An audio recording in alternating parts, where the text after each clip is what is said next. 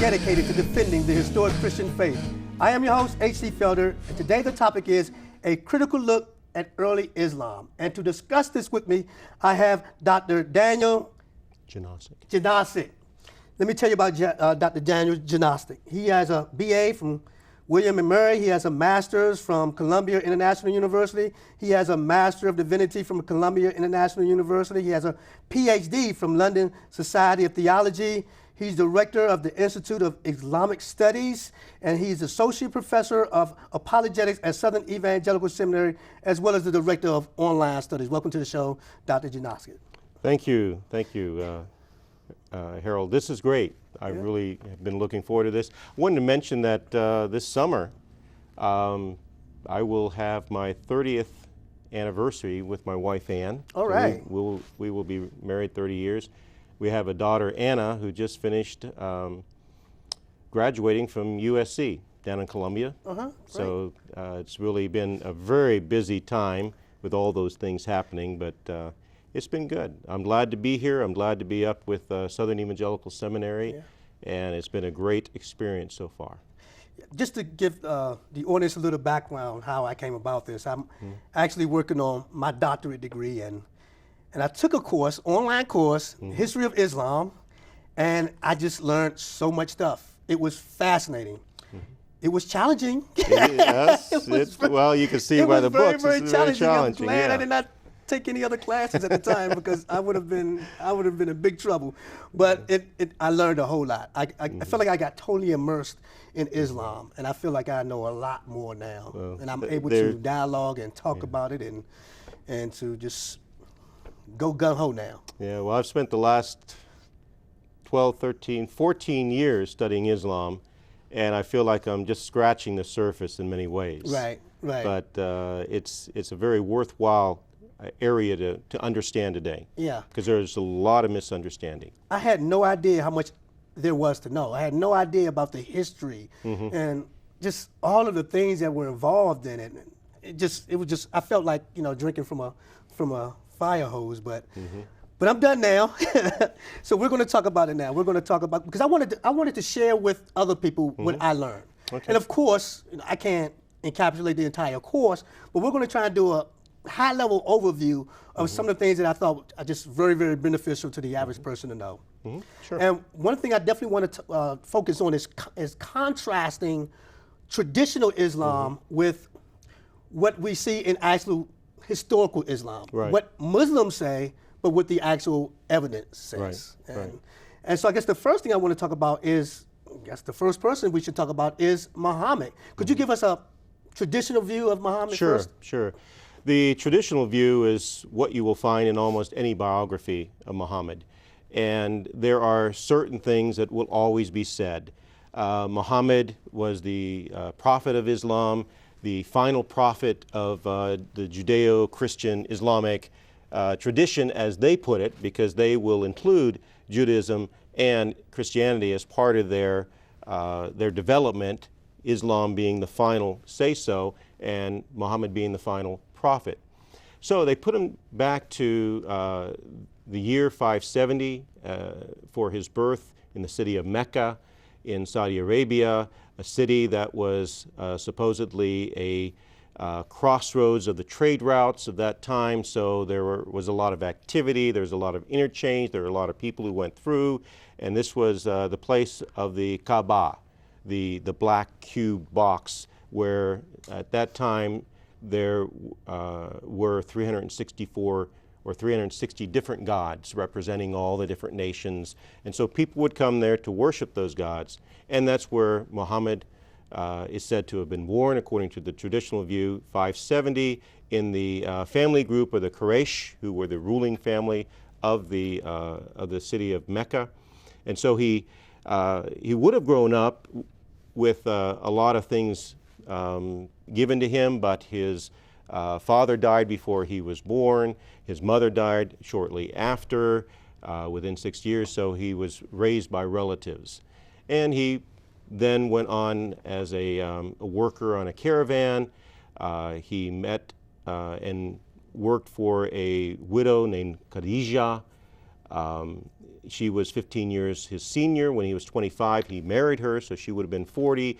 But that gave him a life of ease, and so he was able to then go off and think about life. And it is said that when he was 40 years old, he was in a cave where he rested from the coolness of the dark in the cave, especially in the Saudi Arabian desert sun outside. He would find relief there, and while he was in there, he had a revelation, or he had an experience, an encounter with what he thought at first was a demon, but was later revealed to him as the angel Gabriel. And Gabriel was trying to bring a message to him from the God Allah. And this message was given to him in many different forms through the next 23 years, and it developed into what we know as the Qur'an.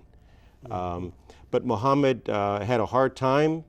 He was told by this voice, by this angel, Gabriel, to deliver this message to the people. So he went out and he was warning them, repent, or you will face the fires of hell. Right. So a very similar message that Jesus had and John the Baptist had at the very beginning of their ministry. And only a few people listened to him in Mecca. So he had a rough time.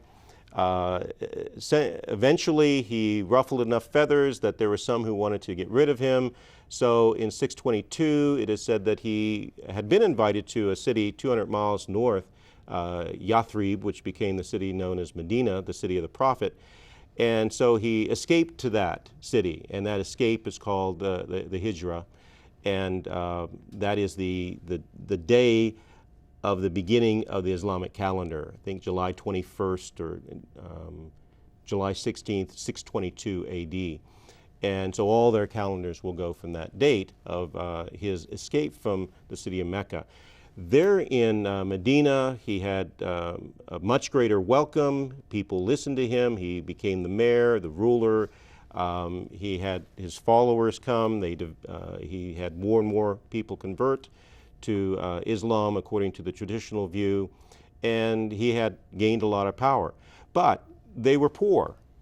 The people of Medina were a lot of Jewish tribes, farming community, orchards and stuff like that. They didn't have that much, so this is when Muhammad went on different raids, raiding the caravans that he used to lead, mostly the caravans of the Meccans, the ones who had, kicked him out of the city. Right. So this was perhaps a way of paying back and also paying their bills, so to speak. And so they did that for a number of years, and the Meccans tried to put some armies together to come up against them. They were defeated, or they were just waited out. One battle was called the Battle of the Trench, where Muhammad and his men dug a trench between the two mountainous areas around Medina. That was the entrance part, so they dug a big trench so that the Meccans could not get across. The Meccans were stuck there for a month or so. They didn't have enough food for their camels and horses, so eventually they left. Not much was done, but the Muslims, or the followers of Muhammad, claimed a victory. Well, through that he gained power and a lot more followers, so that within 10 years of his time of moving there, he went down to Mecca. First time, they wouldn't let him in because he wanted to do the Hajj, the pilgrimage, which was part of their own tradition at that time. Now, is this to worship the pagan gods? That is usually, at that time, in the traditional view, that's what the Meccans would do. They would come and they would worship their particular gods. But Muhammad was proclaiming that there is only one God. His name was Allah, and Allah was one of those gods, but he said that's the only God. All the other ones are false gods. So he wanted to come and give honor to that one God. And they wouldn't let him come the first time. They made a treaty with him and said, okay, you can come the next time, next year. But he came the next year with 10,000 men, and the treaty, he said, had been broken by a Meccan, so he had some clout on his side to come in and say to the Meccans, okay, I've got my army, I'm going to come in and decimate you unless you bow down to my God. So they surrendered the city to Muhammad at that time. Shortly after that, though, he died just a few years later in Mecca after doing all this, and it was his followers who really picked up and spread Islam to the rest of Arabia and then into the Middle East. Now that is the traditional story. That's the traditional story. Muhammad being born in 570, dying in 632, and having married Khadijah. She died, and he then married about 10 and 11, 12 different wives after that. The youngest being Aisha, who was betrothed to him at the age of 6. The marriage was consummated at the age of 9, and that is in their own sources, their own hadith, that they recognize that. Okay, now compare that with the historical view, because what are the sources for these? I mean, how do we know that these things actually happen? That's the interesting part, because everything that I've just told you about Muhammad does not have one bit of evidence historically at that time from contemporary writers. We get that story from almost 200 years later.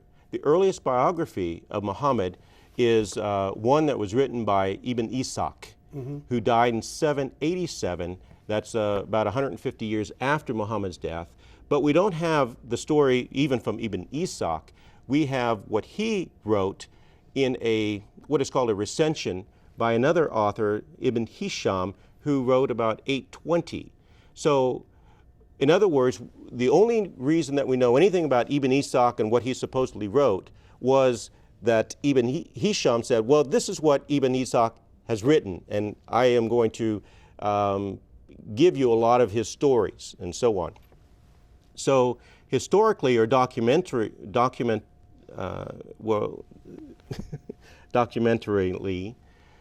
through documents, written documents, the earliest we can go back to the earliest of the biographies would be 200 years after Muhammad's death, 632, 820. So that really is difficult when you realize that there are no Muslim sources that mention Muhammad outside of the Qur'an. Now they're going to come back to the Qur'an and say, and we'll get to that, but they're going to say, well, Muhammad is mentioned 4 times in the Qur'an and he's mentioned in these other places. But we'll see that really there isn't the evidence, especially for the story of Muhammad that is given in any traditional biography of Muhammad. We do not have the sources from that time to give evidence to that. This is fascinating, and one of the reasons I find it fascinating is because I compare this to Christianity, where we have Roman historians, where we have Jewish historians who are corroborating the gospel message, the gospel story. And they're contemporaries of the people that they're reporting on. Whereas we have someone, we don't know anything about Muhammad until 200 years, something written 200 years after the fact. We don't know what happened. Yeah, it's interesting too, because historians, I think it was Renan, probably in the late 1800s, and then other Muslim scholars today reiterate this, that they say, well, Muhammad was born in the full blossoming of history, the full knowledge of history. Well, that's not true when we look at the historical stories. In fact, there are a number of books that are coming out. In fact, one was just released yesterday by Amazon, and it's a history of early Islam by a British historian named Tom Holland. It's a book that I ordered a while back, and I'm waiting for it to come. I've already read the first chapter online on Amazon, but it's by Tom Holland. It's called Under the Shadow of the Sword. Under the Shadow of the Sword. Tom Holland is a respectable historian. The reviews that have come out in a number of papers, and my daughter was relaying one from the Wall Street Journal that just came out on this book. And Tom Holland, in his book, shows that the story of Islam, the traditional view, is not what history tells us. He will reiterate what we have just said, that the sources are not there. That he, in fact, says that Muhammad probably didn't even live in Mecca, but he was probably born closer to Jordan or up near Syria. Right. And that goes back to some earlier historical work that Patricia Crona of Princeton University did probably in the late 70s and early 80s. Well, that's resurfacing. Why? Because the evidence keeps pointing back to a totally different story. Right. Now, what we know about Muhammad has come from non-Muslim sources. So there are a few things that, if I might mention. Yeah, sure. For example, around 634, supposedly 2 years after Muhammad died, there was a writing, a document that was written by a Nestorian Christian. It's called the Doctrina Jacobi, and he mentions that, quote, a false prophet has appeared among the Saracens and is proclaiming the advent of the anointed one who is to come. So many say, well, this false prophet or this prophet is Muhammad. Well, there's no name given to this prophet. Right. And there are a lot of different prophets, a lot of different Messiah figures at Right. that time. Right. And a number of them even called themselves Muhammad. It was a popular name in that latter period of the 600s. And we know of one in the 680s who was actually an enemy of the Caliph at that time, the leader of the Muslims at that time, and he was known as Muhammad. In fact, there were some coins that were coined in 687 that were referring to him. So we have that name, and it's also very interesting to know that Muhammad means praised one. So another example of where Muhammad is mentioned is on the Dome of the Rock. So we have a time, we know it was built around 691. This is 65 years after Muhammad was died. And the Dome of the Rock mentions Muhammad as a prophet. There is only one God, Allah, or there is no God but Allah, and Muhammad is his prophet. But this particular book here, The Hidden Origins of Islam, edited by Karl-Heinz Ohlig, makes the claim that that name, Muhammad, just means praised one. Right. And in that context, which was still very much a Christian context, these followers, or these followers of this religion, which was at this time not really Islam as we know it today, were pulling together a lot of Christian and Judaic type of traditions, and they were praising the one who is to be praised, Christ. So when they're referring to Muhammad, they're referring to the praised one.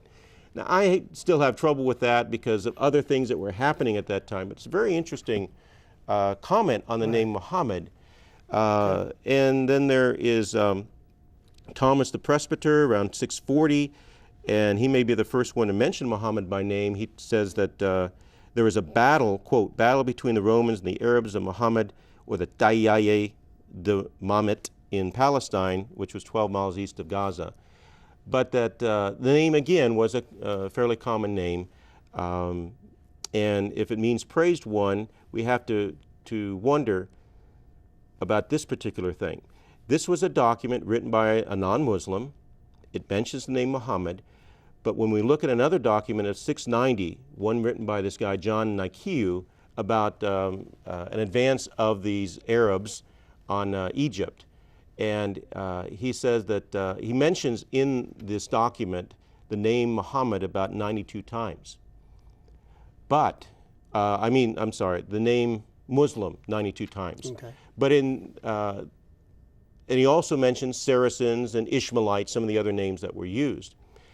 The reason I bring this up is that here we have something that supposedly was written in 690, but the earliest copy we have is one that is written down in 1602 A.D. Wow.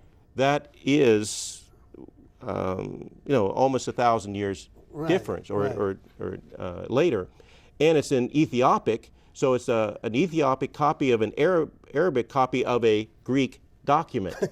So we don't have any of those originals. Right. What I'm saying is that there are often times where the later copies of different books, and we do the same thing, really substitute words. So when I talk about Muhammad in the early years, and I say, okay, when he was in Medina, the Muslims They didn't use that term of themselves. Right.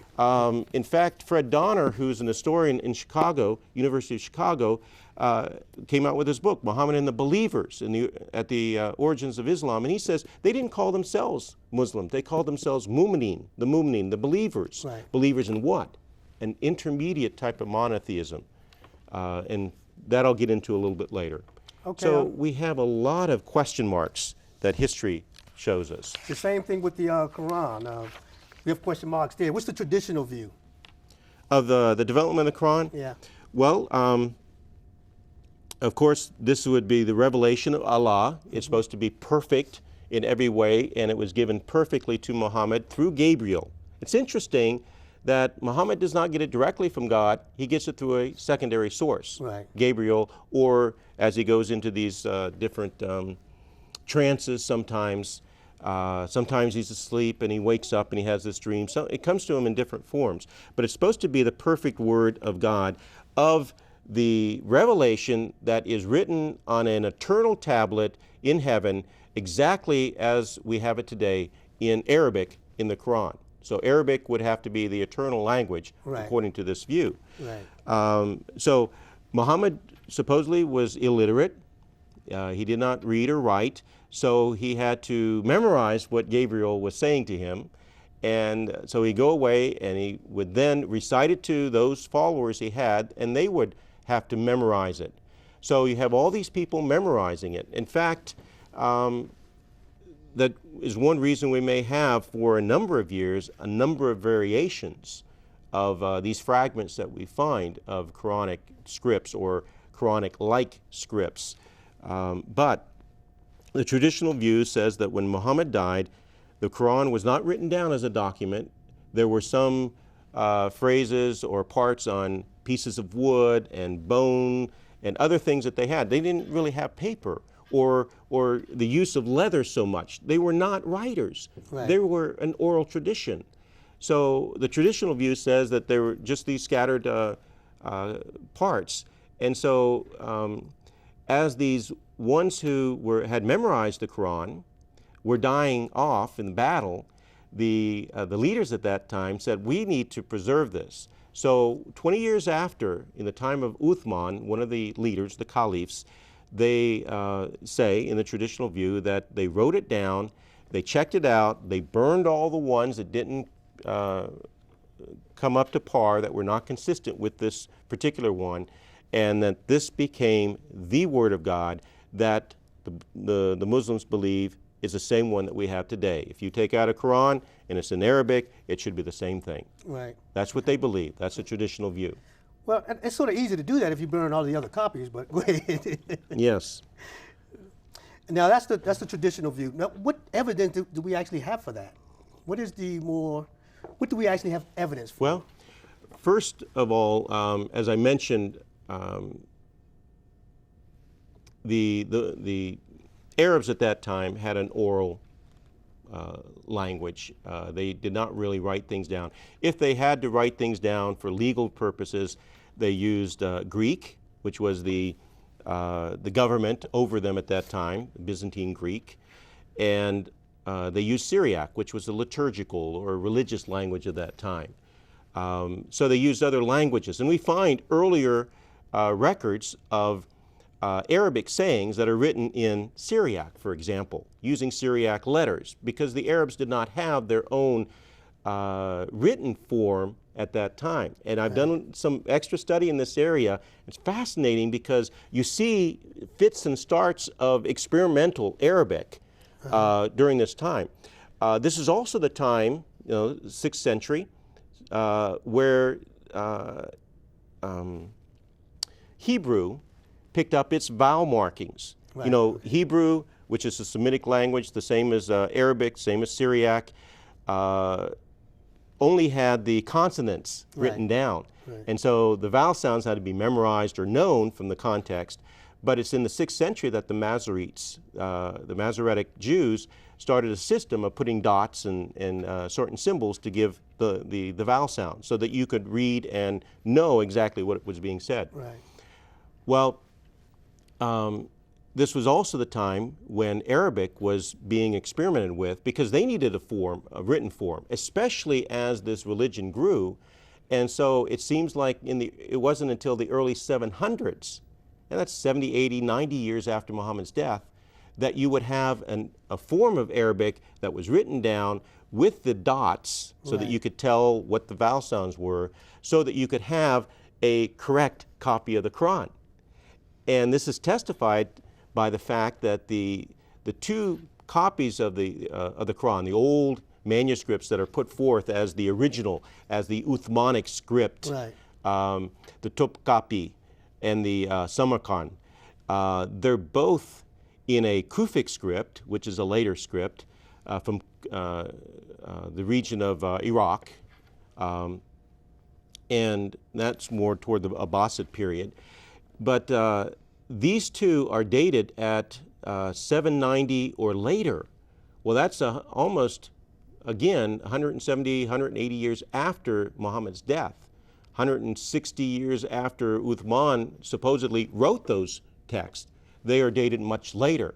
We do have some fragments of Quranic-like sayings from the find at the mosque at Sana'a in Yemen. 1972, they found all these moldy pieces of parchment and papyrus up in the attic of a mosque, and they were going to throw them away. They found out that they were fragments of old Qur'ans. And one German guy, Gerd Puyn, who is also in this book, The Hidden Origins of Islam, he was one of the scholars who studied those for 35 years.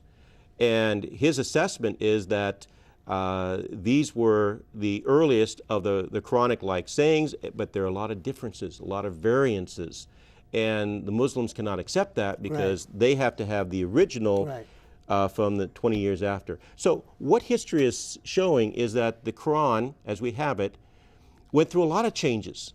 It was not dictated word for word. It was not dictated. As Muhammad or as tradition says. Right. And what is condemning about that is that if this is something that's gone through a lot of changes, not only changes, but borrowings from a lot of other sources.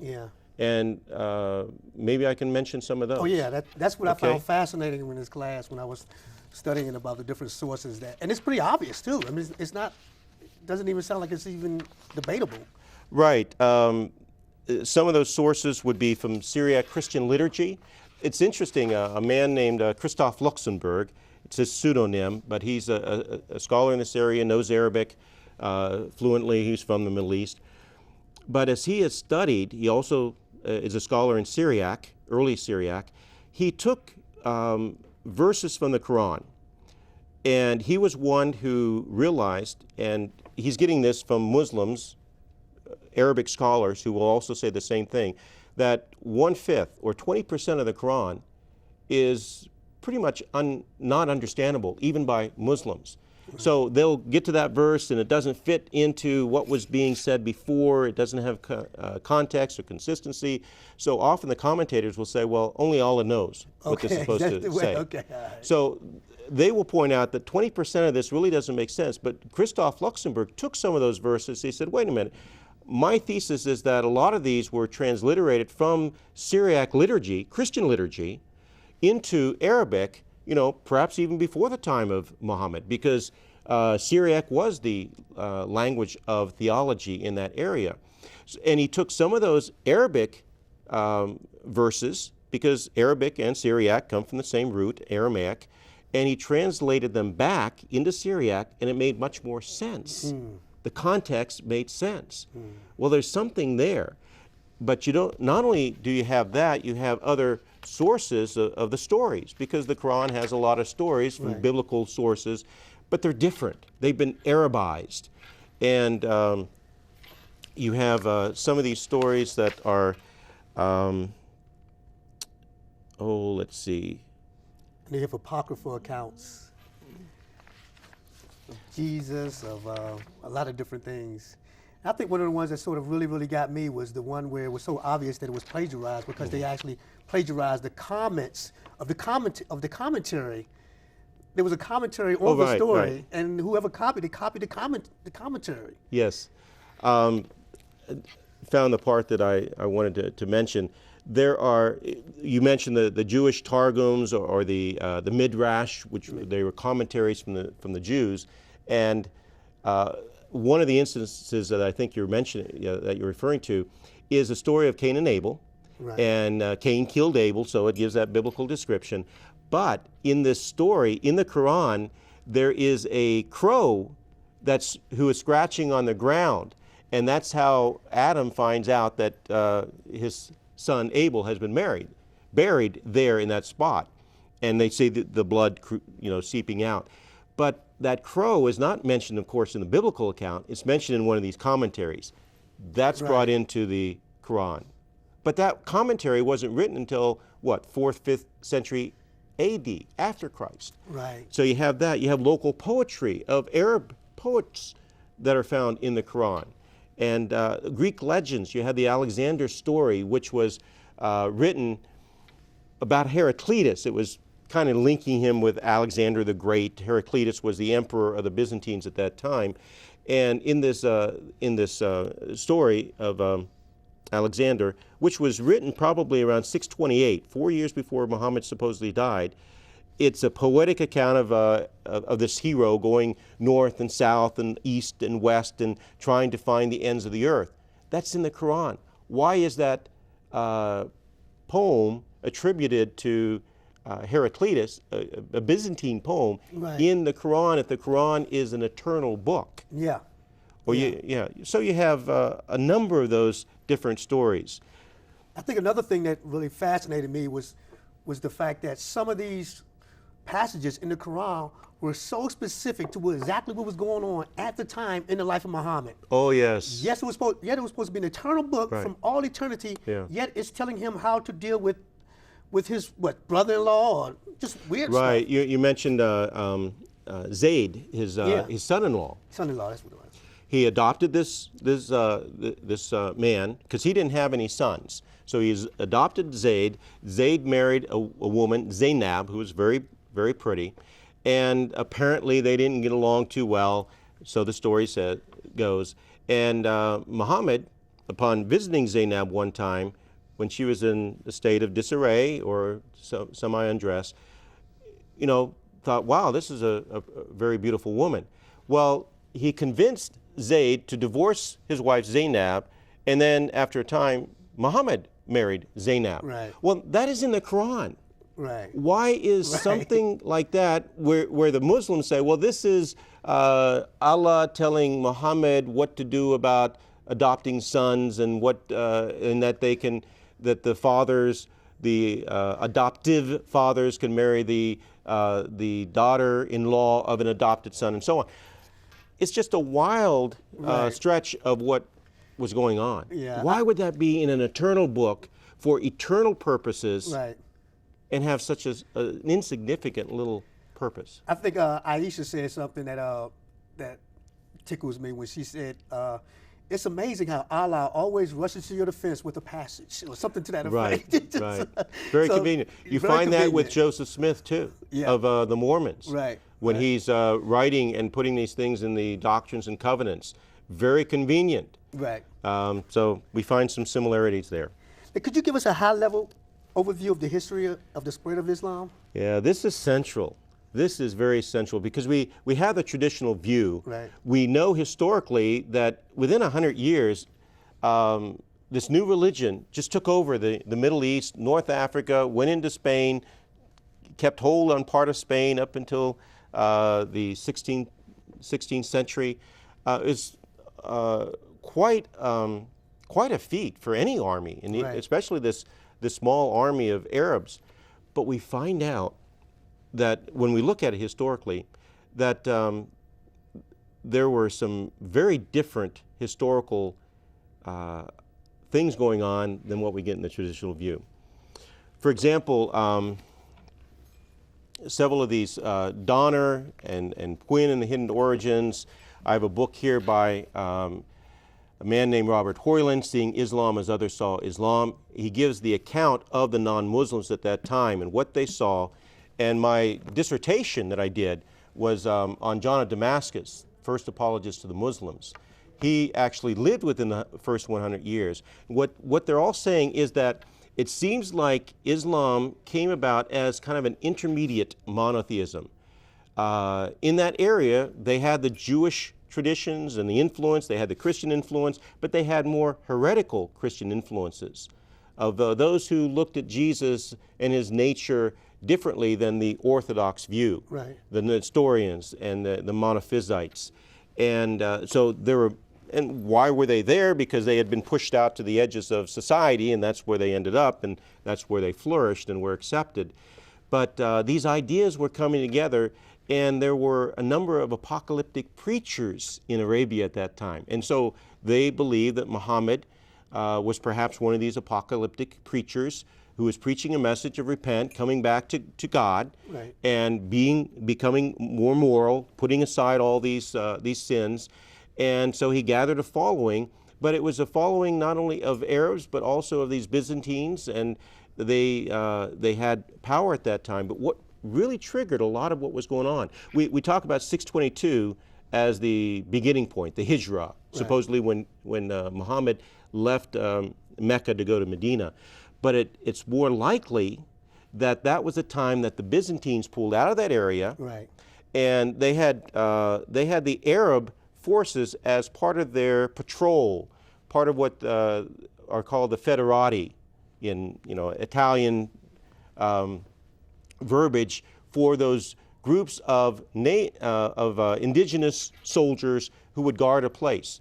So these Federati were being paid by the Byzantine army to keep watch, because the Byzantines were at war with the Persians next door. Right. And this was the battleground. And so they had these patrols of Arabs guarding. But when the Byzantines decided, we've been at this too long, we've got to pull back. So they pulled out of that area. And so these Arabs who had been paid by the Byzantines were no longer paid. They needed to have a money source, and the trade was not enough. So that's probably why you had a number of these groups raiding caravans. Right. It was a lucrative way of gaining money. And so Muhammad is, even in the traditional stories, even in Ishaq, in the earliest big biographies, you have all these stories of Muhammad raiding the caravans and getting the booty and having slaves and things like that. So the historical sources, and Tom Holland does a great job with this in his book, Under the Shadow of the Sword, in showing that there was a slow growth, and these Arabs and other people who joined them, and some of them were Christians. Some of these were heretical Christians who went up against the Syrians, and the Syrians at that time, those who lived in Israel, the Christians in that group, in that area, were vulnerable. Why? The Byzantines had pulled out. Right. So now these towns were ripe for the picking. And so these groups came up, and they started going in. They didn't have to do much in the way of battle, because these were pretty much defenseless cities at that time. Right. So even Damascus, the great city of Damascus, was surrendered by John of Damascus's grandfather in 635 without a shot, without any bloodshed, because they saw that these forces were much greater than what they had, and they wanted peace. Right. So a much different story evolves or comes out as you look at these historical sources from that time. Yeah, I remember one of the things I remember reading is the fact that Muhammad sort of got all of the Arabs on one page, all the tribes on the same page. But the problem with that is they couldn't fight each other anymore. They couldn't rob each other anymore. So they had to go and rob other people. Right. And that's how sort of how Islam started spreading. Right.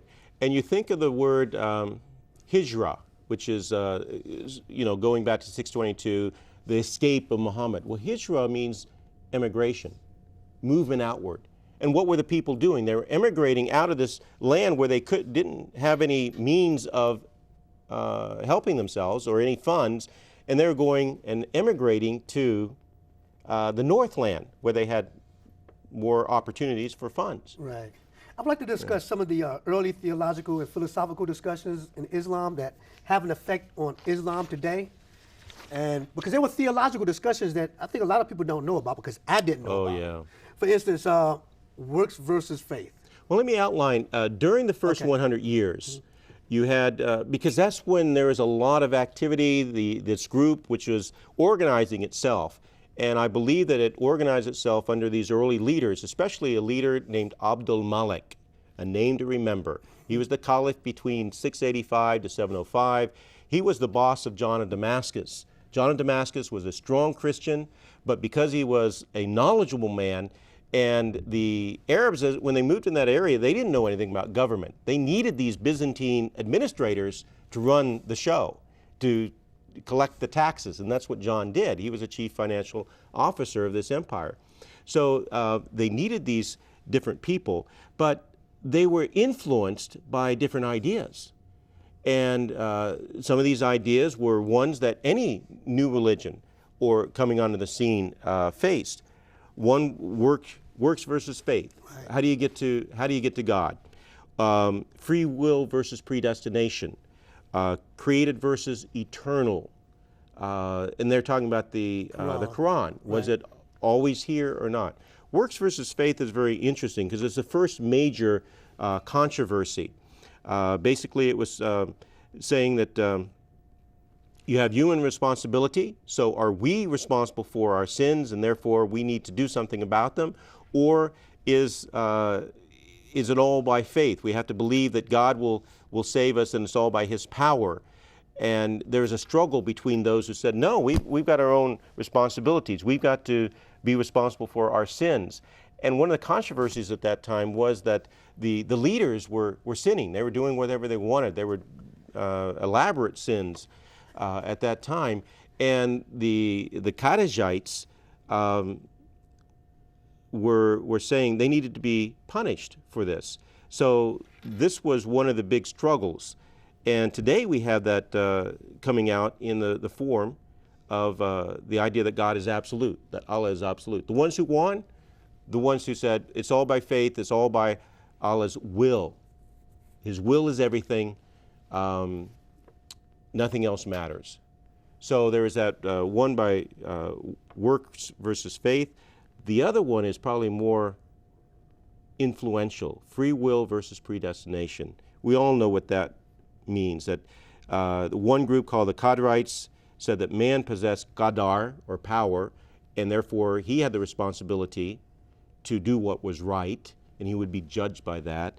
The others, the Jabrites, or the traditionalites, said that, well, God is all-powerful, and He is arbitrary.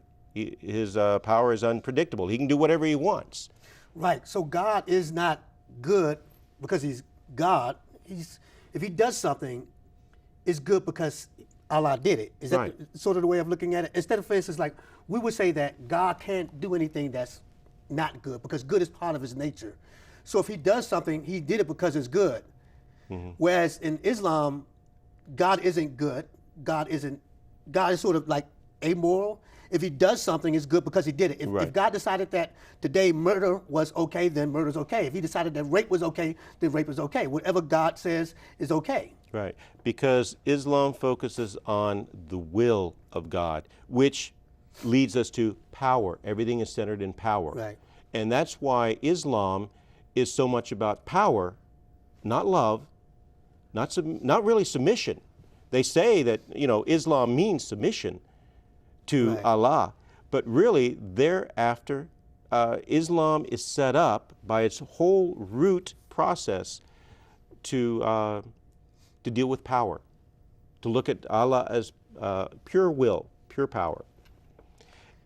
And then the last one, dealing with the Qur'an, which was very interesting because some wanted to say, well, the Qur'an is so perfect, it must also be uncreated.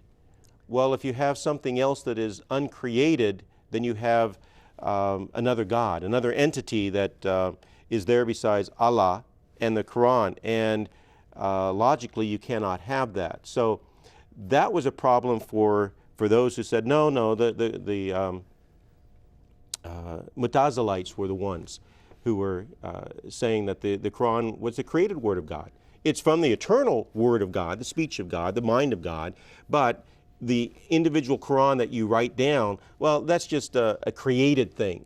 Well, the other side that was saying that the Qur'an is eternal, even that written word that a man would write was the eternal word of Allah, so you could not destroy that. You could not do anything to that. You had to respect it. Right. And that's one reason why they hold the Qur'an so highly today, because there is that whole sense that this is the uncreated word of Allah, right. And it has to have a certain respect. One thing I do want to touch on is mention Al-Ghazi. Okay. I hope I'm pronouncing his name correct. And the impact he's had on Islam then and now. Okay. Al-Ghazali was one of the chief philosophers. And there was a period where you had a number of important philosophers who interpreted Aristotle. You had Ibn Rushd, you had Avicenna, but Al-Ghazali was one of the last ones. He was an Asharite. This was a position of where it came from responsibility, and then the Asharites kind of came to a neutral position where they resolved certain issues, but they were still dependent on reason to an extent. Well, Al-Ghazali, as he became more and more of a Sufi, he came to the point of saying, well, reason philosophy is inconsequential. It cannot tell us the truth. It's all man trying to search for truth, so it is unknowable. What we have to do is go back to the Qur'an. The Qur'an is the only thing that we need. So in 1111, when he died, that was the early 12th century, because of his influence, and it was so great at that time, he pretty much said that all philosophy, all man's thinking is rotten to the core. We've got to go back to the Qur'an. Well, there were a lot of people who followed that. In fact, one of the books that's very important, Robert Riley, The Closing of the Muslim Mind, really focuses on this, and he says how intellectual suicide created the modern Islamist crisis. So he goes back to Al-Ghazali, goes through his philosophy, and shows how this was the death knell of Islamic philosophical thought. It was forbidden after that. So even today, Muslims are constantly said or told when they ask questions, that is bid'ah, that's forbidden. You're not supposed to think about those things. Why? Because you're only supposed to focus on the Qur'an and on the will of God, the will of Allah. And so they're afraid to ask the questions that they should be asking. And that has really influenced the whole culture of Islam. So from that time, even though they had a golden age before that, where they borrowed a lot, right. You know, they got the math, the numbers, what we call the Arabic numbers, they really came from India. The concept of the zero, that came from Indian philosophy. But they were all around the world of that time, and they were pulling these ideas together. They were making advances in medicine. They were making advances in astronomy.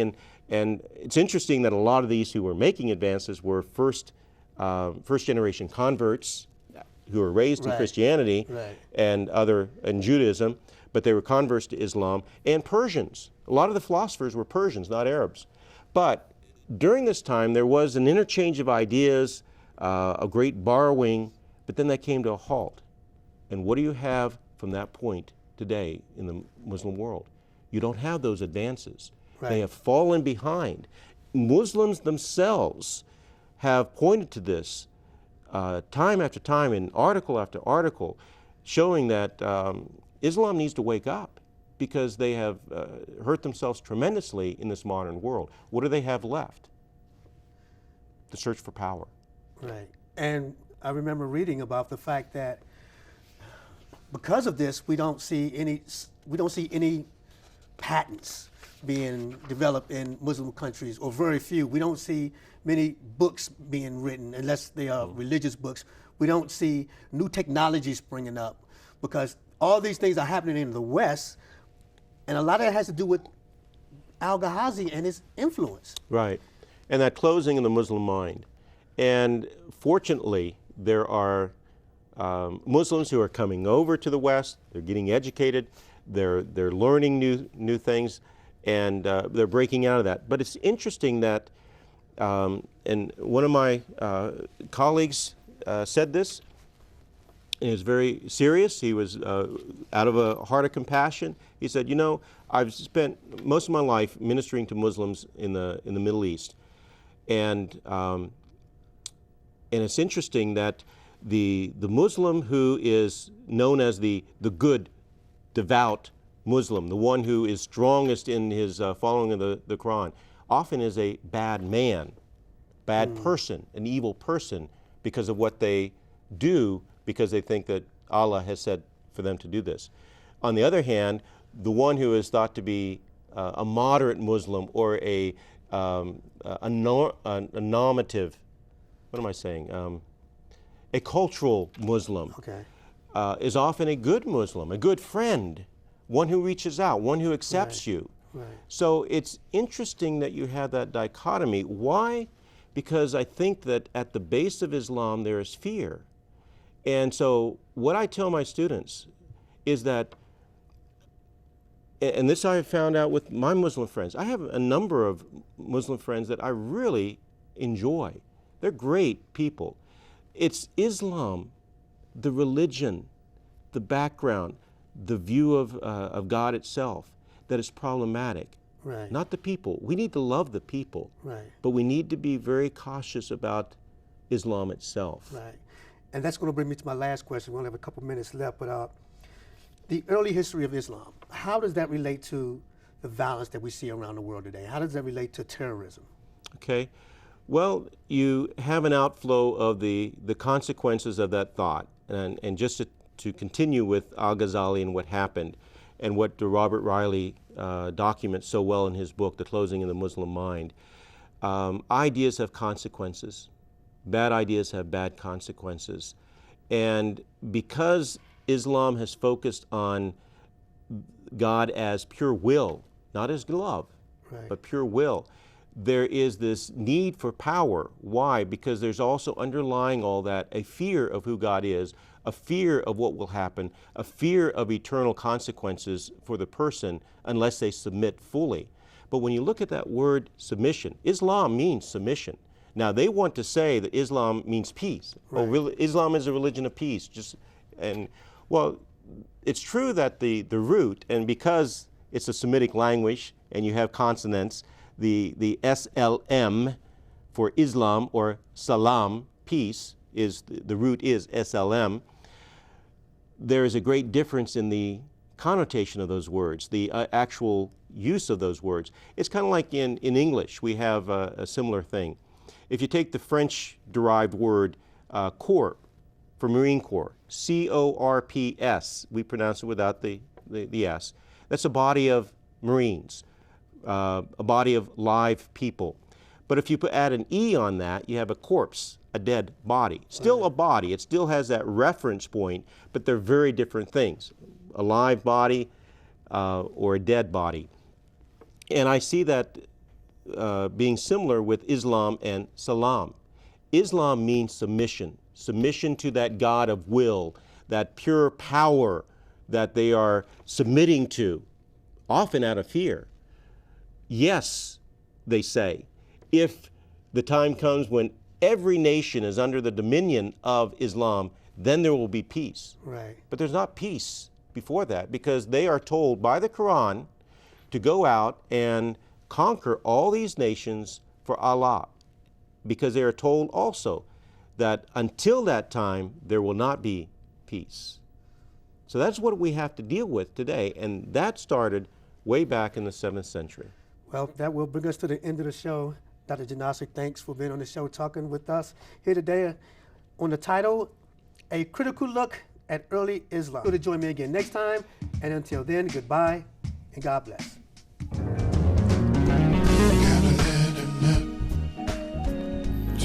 You can find out more about Giving an Answer, as well as listen to other episodes by visiting us online at www.givingandanswer.org.